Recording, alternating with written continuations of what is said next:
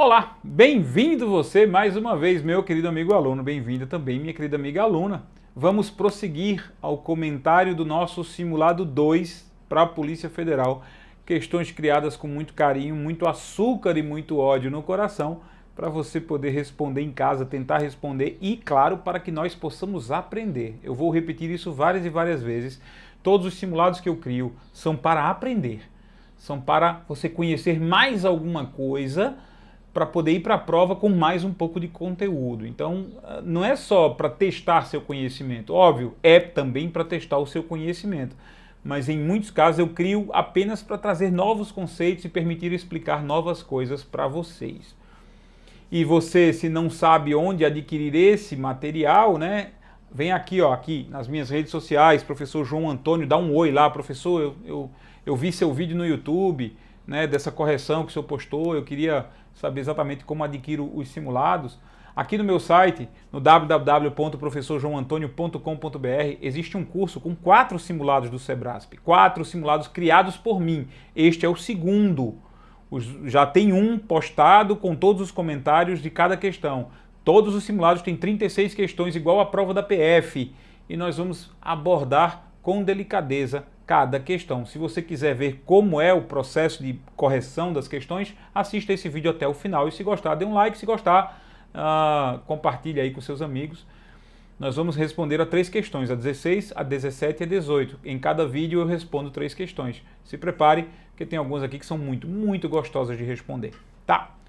Olha só, a questão número 16 é a mais tranquila, eu diria, das 3. São 3 questões sobre redes e protocolos, tá?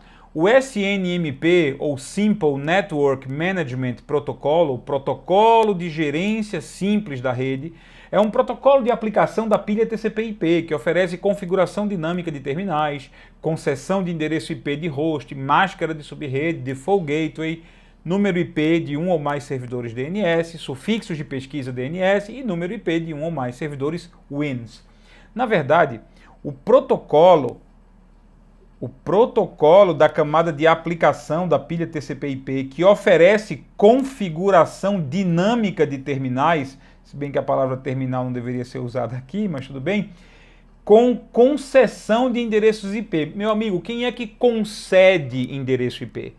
Quem é que concede endereço IP para configurar dinamicamente ou configurar automaticamente os computadores que estão entrando na rede? Quem faz isso não é o SNMP. Pode cortar tudo isso aqui, ó. Porque isso aqui fala sobre o SNMP e dá o nome correto do SNMP. Mas o protocolo de aplicação da pilha TCP/IP, que oferece configuração dinâmica, que oferece concessão de endereço IP, máscara de subrede, endereço IP do gateway, tudo isso é o protocolo DHCP. DHCP é quem fornece os chamados endereços IP dinâmicos, permitindo que um computador ele se conecte na rede sem ter um endereço IP prévio. Ele se conecta na rede, dá um grito e aí recebe de resposta um endereço IP e todas as configurações, todas as credenciais, as informações necessárias para que ele possa se conectar na rede. Então, o DHCP é um protocolo da camada de aplicação da pilha TCP/IP também. O SNMP também é, mas serve para outra coisa. Ele oferece configuração dinâmica dos hosts, dos computadores. Ok, ele concede endereço IP do host, ou seja, do computador, máscara de subrede, ele concede o endereço IP do gateway padrão, ele consegue o endereço IP de um ou mais servidores de DNS, tudo isso automaticamente, se for configurado, o DHCP faz. Sufixos de pesquisa de DNS são informações acessórias, mas podem ser fornecidas, e o número IP de um ou mais servidores do protocolo WINS. Tudo isso é fornecido pelo DHCP, não pelo SNMP. Certo, mas e para que serve então o SNMP? O nome está certo lá em cima, né? Simple Network Management Protocol, ou Protocolo de Gerência Simples da Rede. Certo? Esse protocolo SNMP, ele permite administrar os dispositivos da rede, administrar a rede à distância, configurar, gerenciar a rede. Então imagina que eu quero desligar um switch que está um pouco distante de mim. Eu vou usar o SNMP para dar comandos para configurar, ajeitar o switch, manusear, desligar, religar, essas coisas. Então o SNMP é um protocolo para gerência da rede e não para fornecimento de endereço IP. E não para conceder endereço IP. Quem concede endereço IP é o DHCP. Porém, o SNMP também é um protocolo de aplicação da pilha TCP/IP. Quer dizer, até o presente momento aqui está certo. O resto é o DHCP. A questão 16, portanto, ela está errada. Vamos para a questão de número 17, que mistura, né, redes de comunicação com redes de dados, né, com transmissão de dados. É um processo bem interessante. A taxa de transmissão, ou bit rate, de um meio físico representa o número de bits transmitidos por segundo nesse meio. Até aqui, beleza. O bit rate é medido em BPS, ou bits por segundo. Sim, ele é medido em bits por segundo. Em meios de transmissão seriais, o que são meios de transmissão seriais? São meios de transmissão onde só existe a transmissão do sinal por um fio e existe o terra, que seria o negativo do fio. Então, aqui nós temos o terra. E aqui nós temos um sinalizador, que é o fio por onde o positivo vai transmitindo sinais. Não existe mais de 2 fios. Não existem 2, 3, 4, 5 fios transmitindo dados. É apenas um fio transmitindo dados. Por isso, os bits são transmitidos em série. Nos meios de transmissão seriais, a taxa de transmissão é idêntica à taxa de sinalização, chamada de baud rate. Logo, se um meio serial transmite 100 megabits por segundo, ele tem uma taxa de 100 megabauds. Quer dizer, ele está dizendo que bits por segundo é a mesma coisa que bauds, certo? Isso porque ele está associando a transmissão em meios de transmissão seriais. Vamos lá, primeiro a gente vai precisar definir o que é bauds, para a gente poder definir o que é, se eles são iguais ou não. Bit por segundo você já sabe, né? Então imagine que eu tenho um fio, né? Imagine que eu tenho um fio e aí eu vou transmitir 1, 2, 3, 4, 5, 6, 7, 8, 9, 10, 11, 12, 13, 14 e aí vai. Então eu vou transmitir bits. Vamos imaginar que eu transmito 100 milhões de bits a cada segundo. 100 milhões de bits a cada segundo. Quer dizer, a cada segundo eu consigo pulsar 100 milhões de vezes, indicando aí 100 milhões de bits sendo transmitidos de um lugar para o outro. Isso aí dá o total de 100 megabits por segundo. Então, BPS, ou bits por segundo, é realmente a taxa de transmissão de dados, a bit rate, a taxa de bits, certo? Beleza.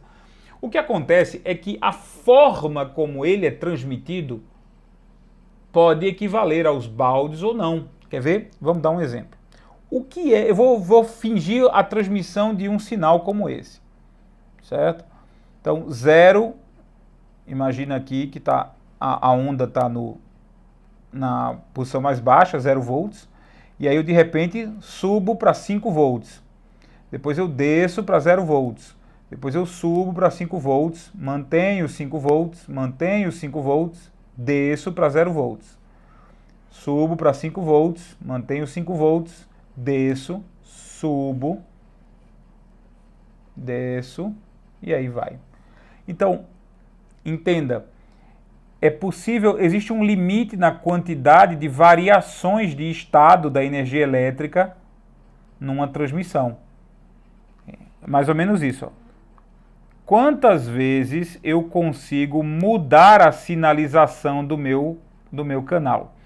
Vamos imaginar que meu canal só tem 2 níveis de sinalização. Afinal de contas, isso é um fio, minha gente, isso é um fio. E ele está sendo comparado com o terra, comparado com o fio de referência, o fio terra que acompanha a dupla de fios. Então, eu acho que eu vou desenhar melhor assim. Fio principal, fio terra. vai ter um momento em que o fio principal, em relação ao terra, vai ter 5 volts. Então o fio principal vai ter 5 volts. A diferença, atenção, a diferença entre esses dois pontos é de 5 volts. Então está aqui em cima, 5 volts.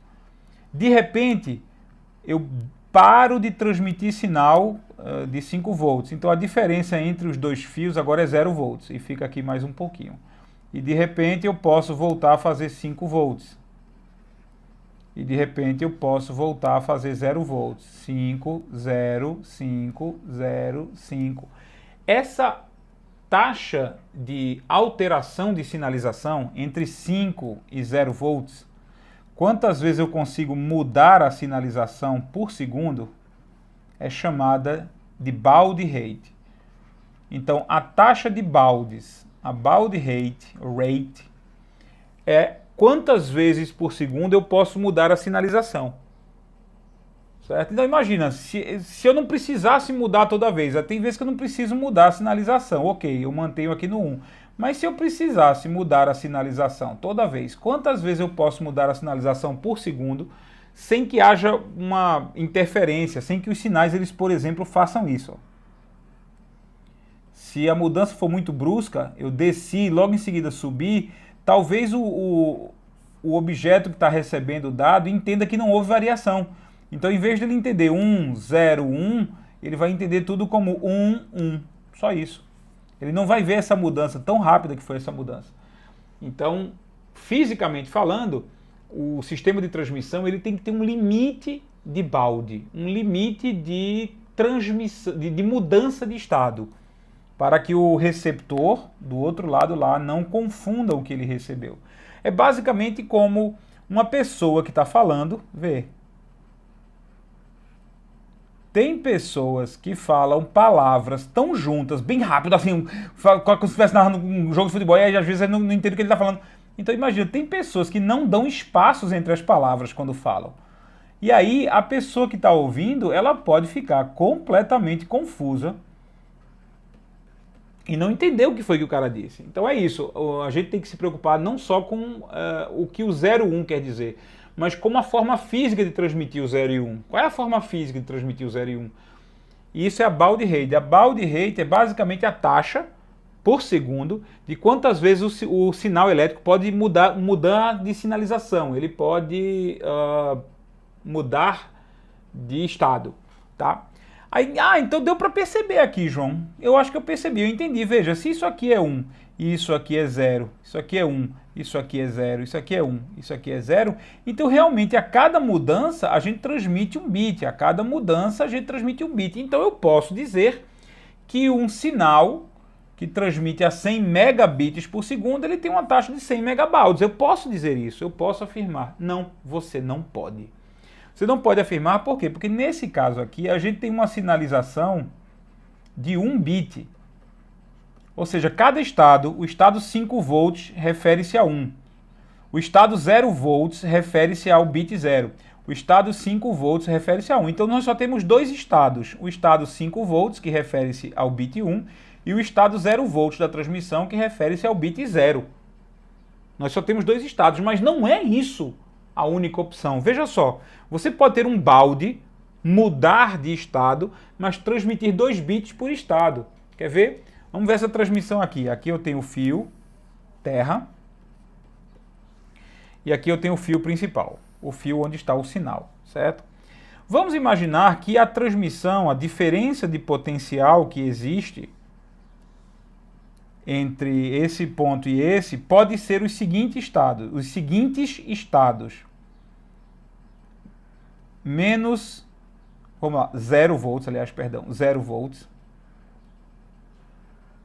2 volts. 4 volts. E 6 volts. Veja, então o sinal que eu estou transmitindo, ele pode assumir 4 estados. Isso aqui é um balde, isso aqui é um balde, isso aqui é um balde, é uma mudança, isso aqui é um balde, isso é uma mudança. Se eu descer aqui 2 e voltar para 2, isso aqui foi outro balde. e aí eu desço mais uma vez até o 0, isso aqui foi outro balde. E aí eu subo direto até o 4 volts, isso aqui foi outro balde. Então é uma mudança de sinalização, beleza?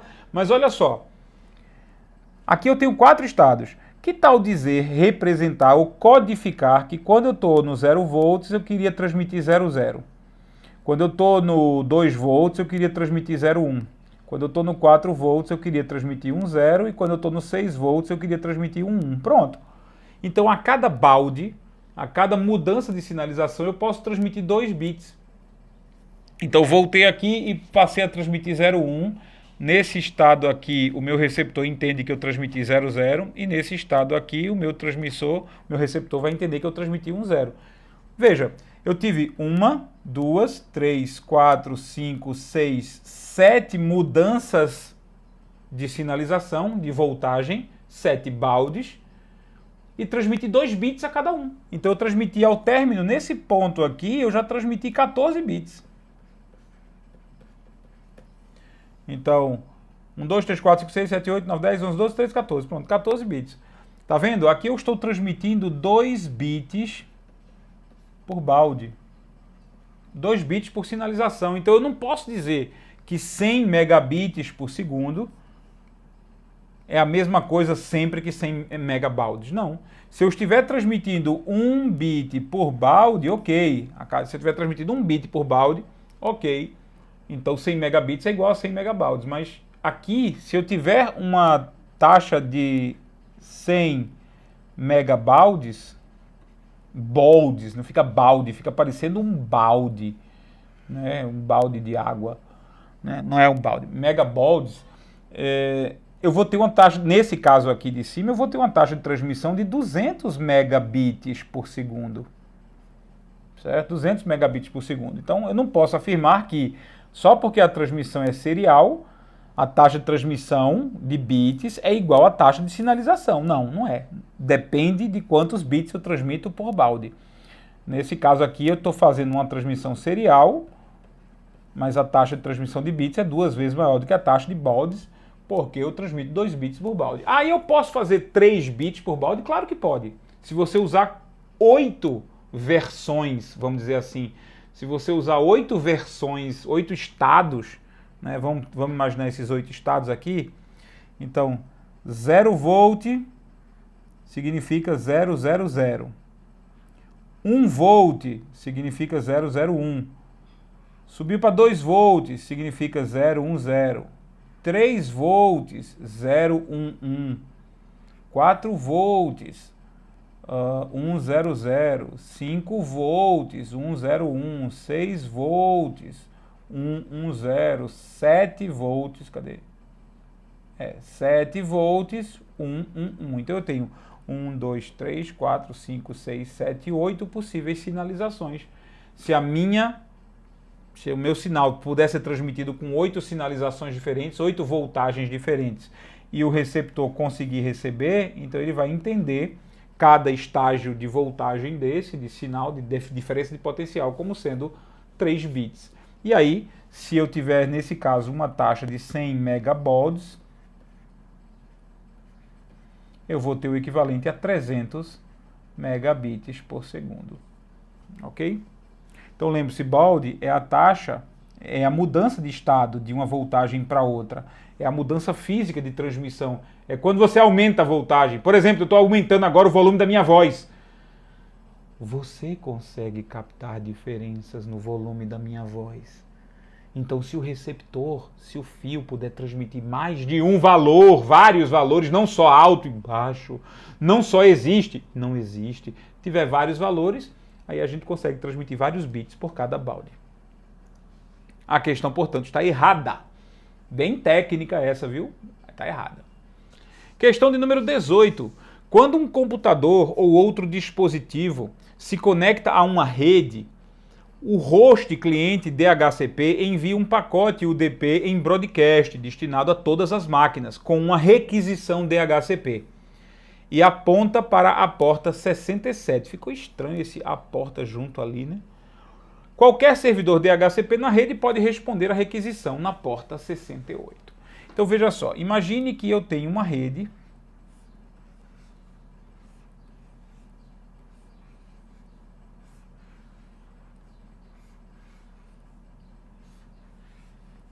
e eu tenho um computador que quer se conectar na rede. Mas para se conectar na rede, este computador precisa de um endereço IP, então ele dá um grito.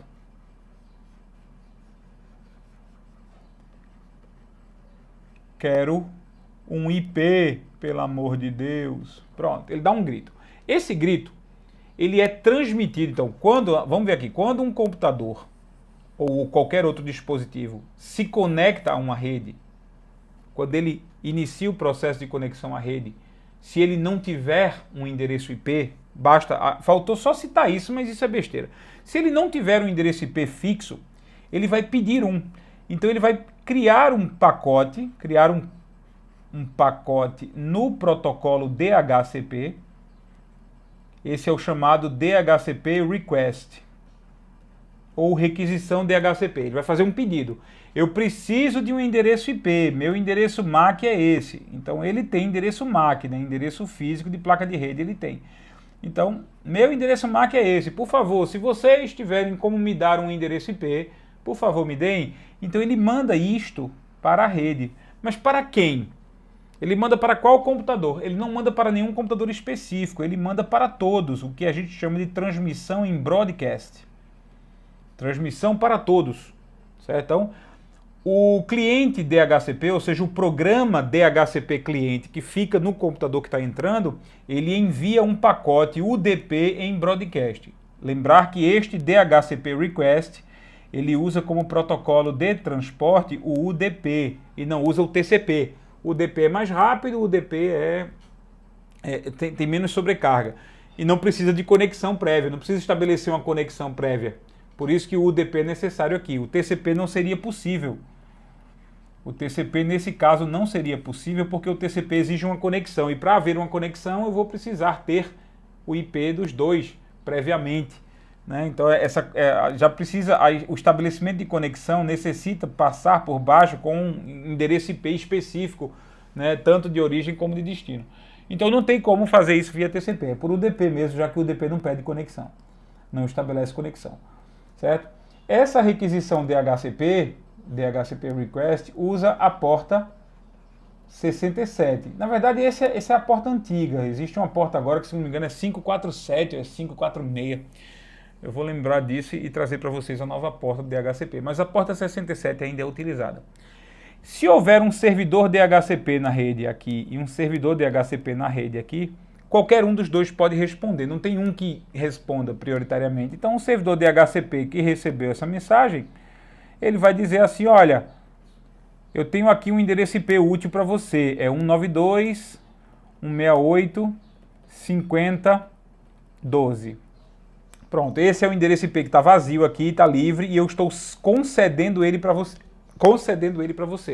O nome disso é resposta DHCP, ou DHCP Response.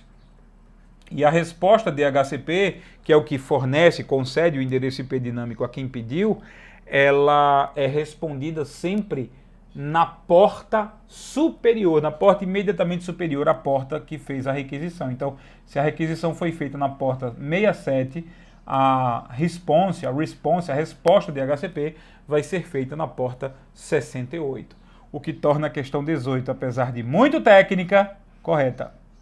Ok? Ah, João, isso pode cair para mim na prova da PF? Pode, claro que pode. Está no edital, não está? Está lá. E redes no edital é pesado. Redes pesado, mesmo internet com um protocolo mais pesado, redes de computadores com esse nível, sim, pode cair para você.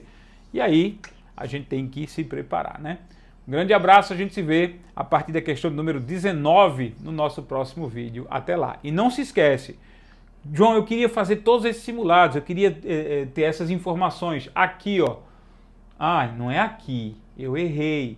É aqui, ó, www.professorjoaoantonio.com.br. Tem lá um curso baratinho, rápido, 4 simulados para a Polícia Federal. 4 simulados para a Polícia Federal, questões inéditas, criadas com mais ou menos esse nível de dificuldade, que é o nível que você provavelmente vai enfrentar. São questões criadas com muita pesquisa, né, imaginando o que o CESP e SEBRASP pode fazer para você nessa prova.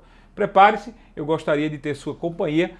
Não só essas questões que eu disponibilizei aqui, mas todas as 36 questões do simulado 2 e dos outros 3 simulados. São 4 simulados até as semanas que antecedem a prova, todos minuciosamente comentados como este vídeo.